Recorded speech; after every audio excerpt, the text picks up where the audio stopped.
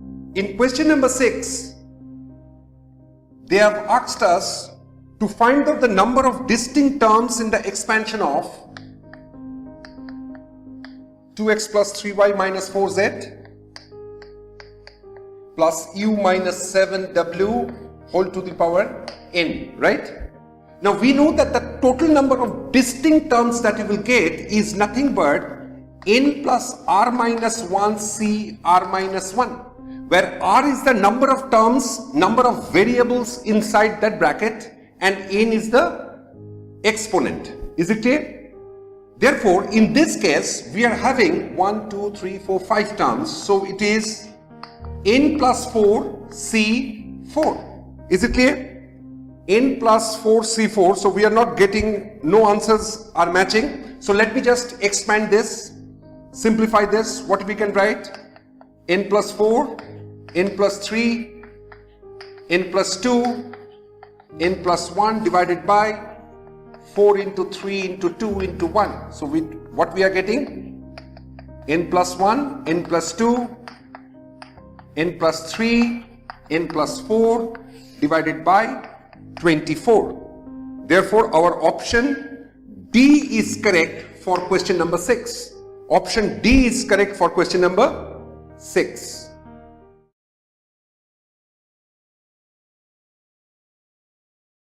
In question number 7,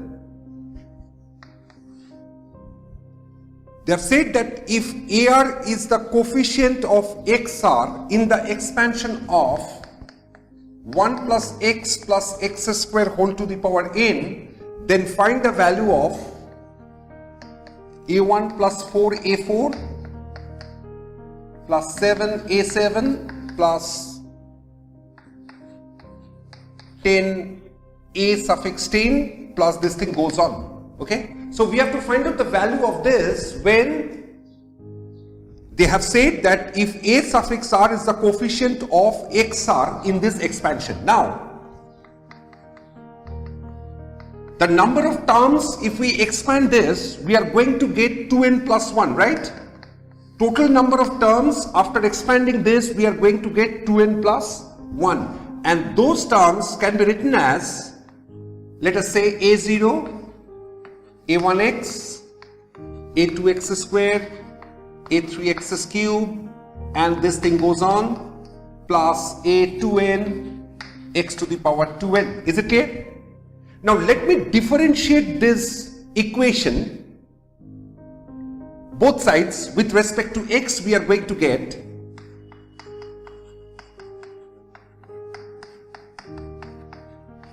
so we are getting in the right hand side as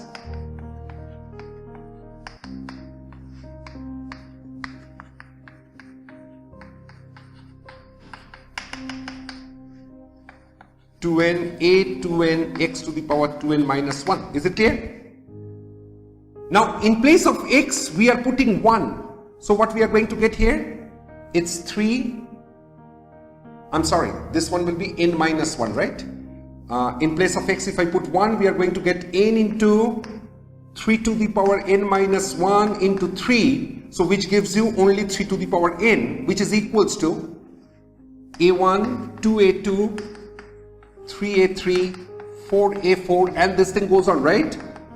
So 2n a suffix 2n. Okay, now in place of x we are putting omega. What we are going to get here? n, if I put omega, 1 plus omega square is 0. So in the left hand side we are going to get 0, and in the right hand side we are going to get a1 plus 2a omega 3a cube omega square 4a4 omega cube plus dot dot dot plus 2n a 2n omega to the power 2n minus 1. Is it clear? Now we are putting x equals to omega square in this equation. Okay, so what we are going to get here, in the left hand side we are going to get 1 plus omega square plus omega to the power 4. Omega to the power 4 is nothing but omega, so that gives you 1 plus omega square plus omega, which is nothing but your 0. So again we are getting the left hand side as 0, and in the right hand side we are going to get a1 plus 2a2 omega square 3a3, it's omega to the power 4, means it's only omega. This one will be 4a4, it is basically omega to the power 6, so which will give you only 1, plus this thing goes on, and the last term will be 2n, a suffix 2n, omega to the power 4n minus 2. Is it clear? Now if I add the corresponding sides, if I add all the corresponding sides, that is this one as well as this one, if I add it, in the left hand side we are going to get n into 3 to the power n, and in the right hand side we are going to get 3a1 plus 2a2 if I take common. Look it carefully, 2a2 if I take common, we are going to get 1 plus omega square, which gives you 0. In this case again, if I take 3a3 common, we are going to get 1 omega square omega, again it is 0. Similarly, in the fourth term, it is omega cube. Omega cube means it's only 1, right? So 4a suffix 4 plus 4a suffix 4 plus 4a suffix 4 will give you what? 12a suffix 4. Am I correct? Similarly, we are going to get 21 a suffix 7, then 30 a suffix 10, and this thing goes on. Is it clear? Now if I take 3 common and divide it, we are going to get n into 3 to the power n minus 1, which is equals to a1 plus 4a4 plus 7a7 plus 10a10 plus ...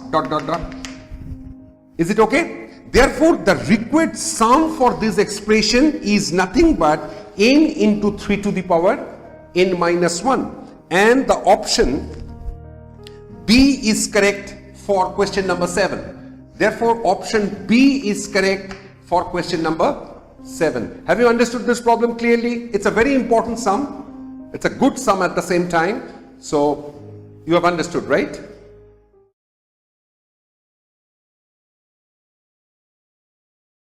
In question 8,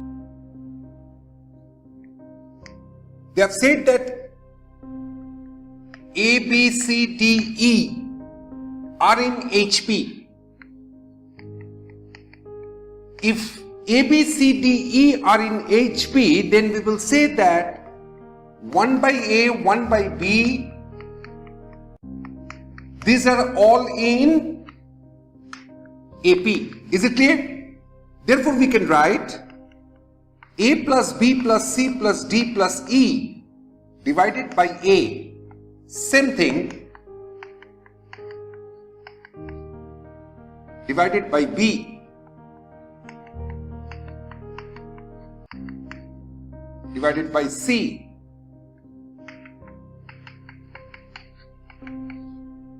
divided by D, as well as divided by E. They are all in AP. Is it clear? Because you see, if I write that 1 by A, 1 by B, 1 by C are in AP, then we can write X by A, X by B, X by C. They are also in AP. Is it clear? Since in this case 1 by A, 1 by B, 1 by C, 1 by D, 1 by E are in AP, therefore I have just added this thing, multiplied with this term. It's A plus B plus C plus D plus E divided by all those terms will also be in AP. Is it clear? Now, this part, look at carefully, this part can be written as what? 1 plus, look at very carefully, it is 1 plus B plus C plus D plus E by A. Similarly, for this one, it's 1 plus A plus C plus D plus E by B. Similarly, for this one, 1 plus A plus B plus D plus E by C. And for this one, it is 1 plus A plus B plus C plus E.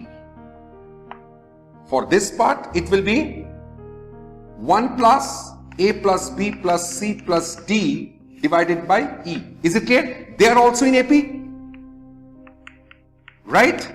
Now, if I cancel this term from all the terms, 1 plus, then also it will be in AP.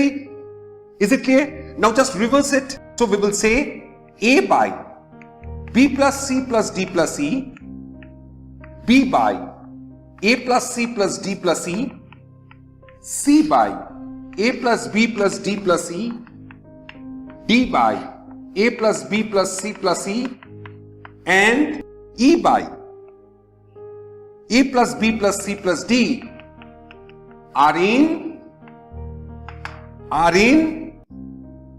HP. Is it clear? Because I have just reversed it.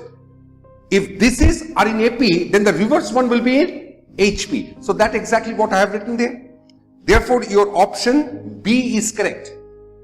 Option B is correct for question number 8. Is it clear to all of you?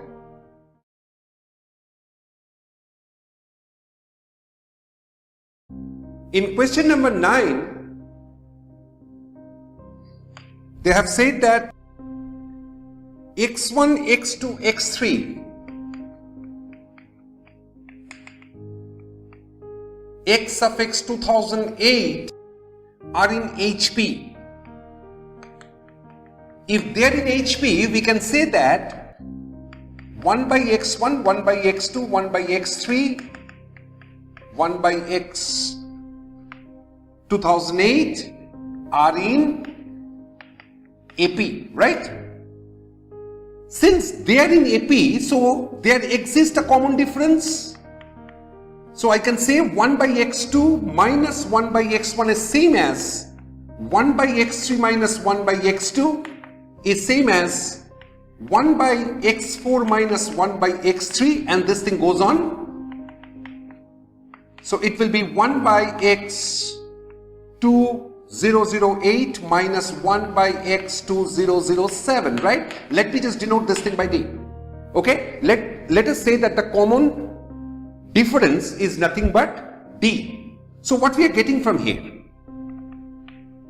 x1 minus x2 by x1 x2. Similarly for the other things,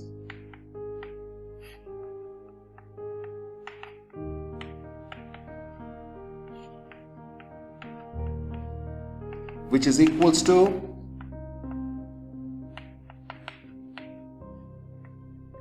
divided by, this is again equals to D, right? Now, one thing we have already done in class 10, that if A by C equals to B by D, then we can write this thing as A plus B by C plus D. They are all the same. Is it clear? So in that case, if we apply this, look it carefully. If we apply this, so what we will write? This is equals to, this is equals to, this is equals to, I mean the whole equal sign are there, which is equals to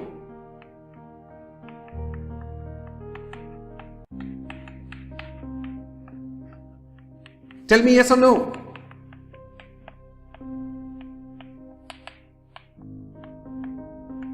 Divided by x1 x2, x2 x3, x3 x4, x 2007, x 2008. Again, this is equals to D, by the way, because this is all equals to D, which can also be written as if you add up the numerators as well as if you add up the denominators. The formula that I have shown you. I mean, this is the property that we have already done in class 10 standard. So, in this case, if you observe, we will find that if I open the brackets in the numerator, we are going to get x1 minus x 2008 divided by D, which will be equals to nothing but x1 x2 plus x2 x3. This thing goes on. Tell me yes or no. Is it clear? So we have to find out what is the value of sigma. This is exactly what is given to us, the value which is required to find out. That is sigma I is from 1 to 2007 xi plus 1. Is it clear? So this is nothing but x1 minus x 2008 by D, which is equals to sigma I from 1 to 2007 xi plus 1. And this is the value which we have to find out. Now you see, since 1 by x1, 1 by x2, 1 by x3 and all these are in AP, therefore we can write that 1 by x suffix 2008, that is the last term, is nothing but the first term plus, right? So what we are getting here? 1 by x minus 1 by x1, which is nothing but 2007 D. Is it clear? So from here I am doing it, let me just rub this. So from here what we are getting? From here what we are getting? We are getting x1 minus x 2008 divided by x1 x 2008, which is nothing but your 2007 D. We have to find out what is x1 minus x 2008 by D. So from here we are getting x1 minus x 2008 by D is nothing but 2007 x1 x 2008. Is it clear to all of you? Absolutely. Now, therefore, our sigma, the value which is required to find out, which is nothing but your 2007 x1 x 2008. Is it clear? Now they have said that this is nothing but your lambda x1 x 2008. Is it clear? So if we compare, we are going to get lambda as 2007. Is it clear to all of you? Therefore, the value of lambda is 2007. That is, our option D is correct. Option D is correct for question number 9. Is it clear to all of you?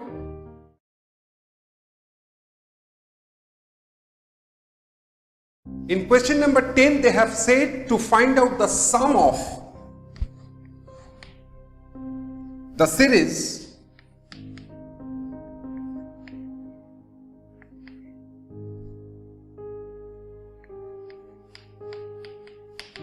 to n terms, right? Now you see, 11 can be written as 10 plus 1. 103 can be written as 10 square plus 3, 1005 can be written as 10 cube plus 5, and this thing goes on to n terms. So here we are getting, if I open the bracket, to n terms plus 1 plus 3 plus 5 plus 2 in terms, right? This is a GP series whose first term is 10 and the common ratio is 10. Therefore, the sum will be